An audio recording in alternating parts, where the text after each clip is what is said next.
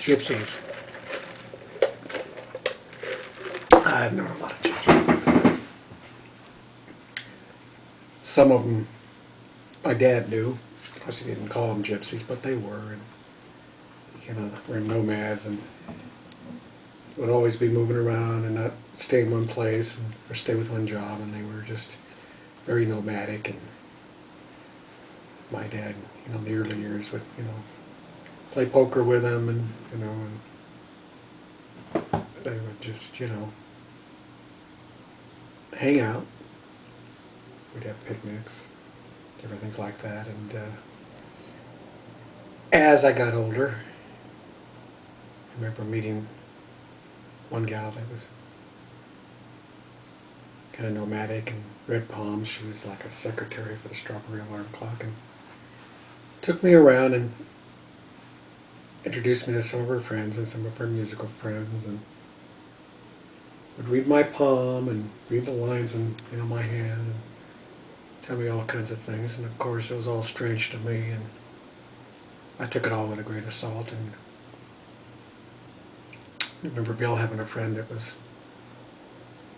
kind of a gypsy, and he drank a lot, very nomadic.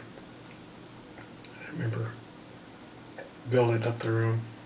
He and I were alone. He grabbed my hand and he says that Bill would turn against me and that we would stop being friends in a couple of years, and that I was not to make it in music with Bill, that my success would come later in life and that I would have a family first, and which was very odd.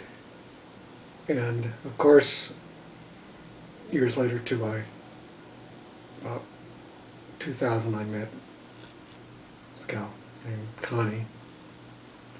Called herself Butterfly Lady, and she was very nomadic and moved around. And my wife and I, my family, we were good friends with her. And I remember for my birthday, she had one of her gypsy friends who were reading on me, and he basically told me, the same thing that these other people would say, that success would come later for me. Wouldn't come. It would come when I least expected. When my family settled down and people would appreciate my music later. And it was, it was an interesting reading. And like I said, I don't follow that stuff, though I've been to the Renaissance Fair, and friend Kathy Bergen was really into it. I just always was at a distance with that stuff because of my Christian upbringing. But it's always been fascinating to me.